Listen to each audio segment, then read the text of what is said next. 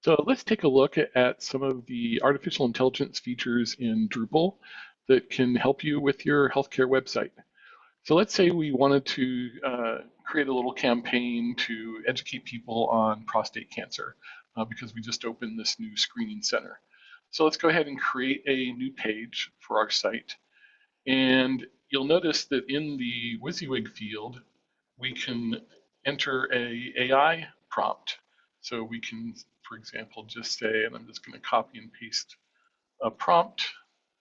So we want to write a blog article about prostate cancer screening and include the risks and methods.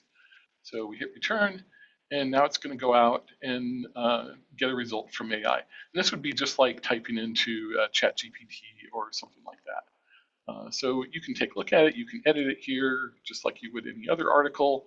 Let's say that we want to specifically mention our new screening center and that they can call for an appointment. So we can just come down here and again hit slash, give it another prompt, and it adds some text for that. You can also highlight this and change it however you want. So for example, let's say for these risks, instead of this bullet list, let's say we'd rather have a table. So you can create a prompt by going up to the AI button, and there's a little chat box here, and we can say convert this to a table. And it's going to take this and convert that to a table now. So it's like, okay, this is looking pretty good. Now let's use this now to create a title and a description. So you'll see over here on the right-hand column, we have various tools, and one of them is suggest title. You can select which field or multiple fields you want it to use as the context for this title. We're just going to select the main content and click on suggest title. And it gives us a title. If we don't like this one, we can click the button again, and it will generate slightly different ones. Again, just like if you're using AI normally. So let's just go ahead and use that as the title.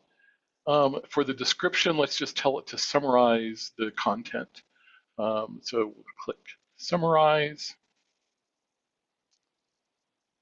and let's give it this as the description. And then we have some keywords at the bottom, so we can come up here and say suggest taxonomy tags. Now for here, I'm going to say let's take the tags from the title field and the content field. So we're going to use both of those to suggest some terms. If you have a very specific set of existing categories or taxonomy terms, you can use this option to limit it so that it only gives you keywords that are in your existing taxonomy. But in this case, I've got a taxonomy field that I can add new items to. So we'll just go ahead and paste that in there. And now let's add an image to this. So we're going to click on add media. And I'm going to upload an image. You can see I've actually already got it there, but we'll upload it again. So we'll upload this. And when you upload an image, you have to enter alt text for accessibility. But one of the things we can do with AI here is tell it to generate our alt text for us. So it says doctor holding up a sign about early detection. Go ahead and save that and insert that. All right, now we have an image field. One thing I want to note is there's some SEO fields as well. So like there's your SEO title, description, and so forth. I'm going to leave these blank and let it auto-generate it. You can set it up in Drupal so that it will auto-generate when you save a node. So we're going to go ahead and click Save. And we'll wait a second for it to fill in those fields.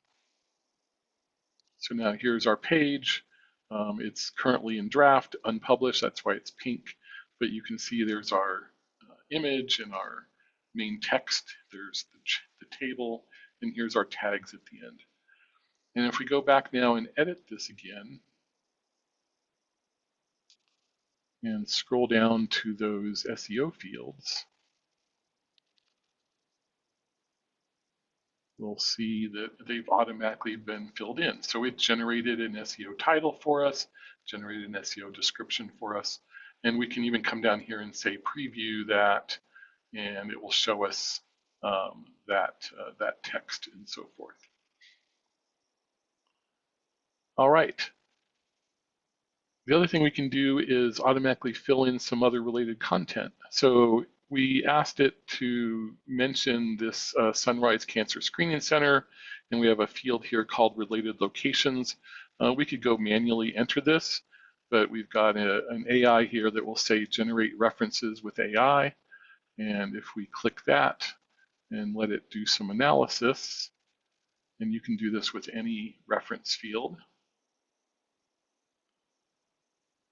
We'll let it finish that. And it comes back, and the theming makes this a little hard to read, but you can see there's a high relevance suggestion for related locations, which is our Sunrise Cancer Screening Center. So we can save that.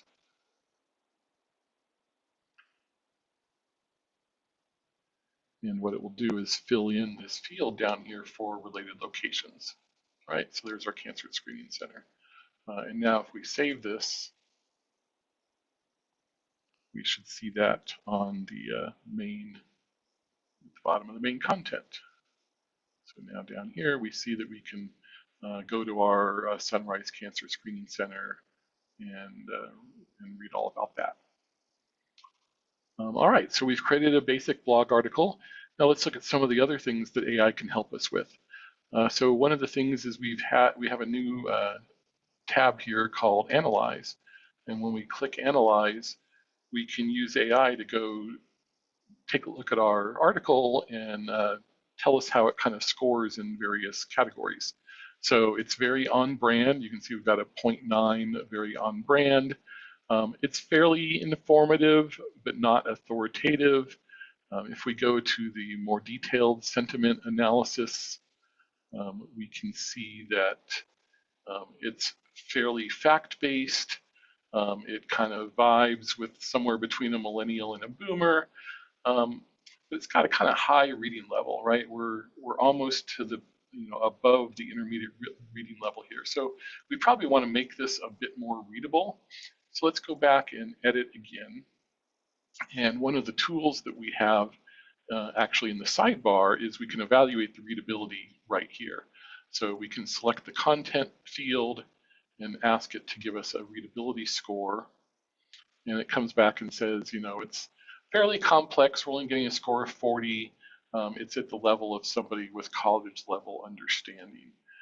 So let's go ahead and select all of this and go back to our AI prompt here and say, rewrite this to be more readable and understood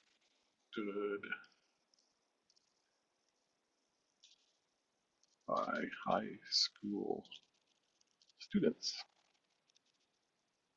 And readable, okay.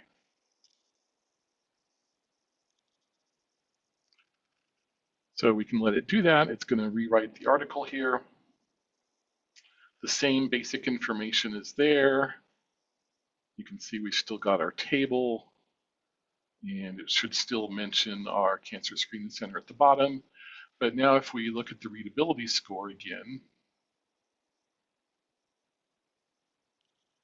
we'll see that now we're up to a 64, and it says, this is fairly easy to read, and it's equivalent to an 8th or 9th grade reading level, okay? So that's helped us with the readability of this. In addition to readability, you can also change the tone. So the tone, you can set up your own custom AI prompts to specify the tone. You select all of this text, and you come up here and select tone, and it's going to put that in kind of an input box. Now we can select which kind of tone we want. So for example, I've got one called professional, and if we then say change the tone, and give it a minute to get the response back. And when it's done updating this, now we've got a much more kind of clinical tone to this. It's talking about screening modalities. It's using words that aren't really as common for general patients. But we can also go back and select this and say, instead of using professional, let's use a tone more geared towards patients. And so we can tell it to change the tone again. And we're going to watch it waiting for a response to let it finish. Now it's writing the response. And now we've got something that's more understandable just for regular patients. Just for fun, I created a custom tone called Kids.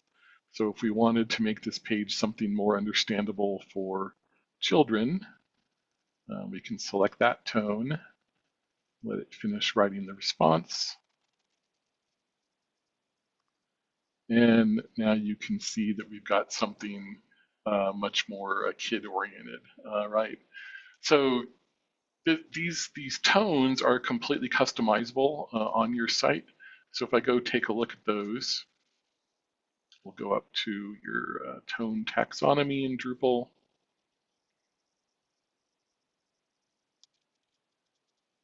And we'll go and list the terms.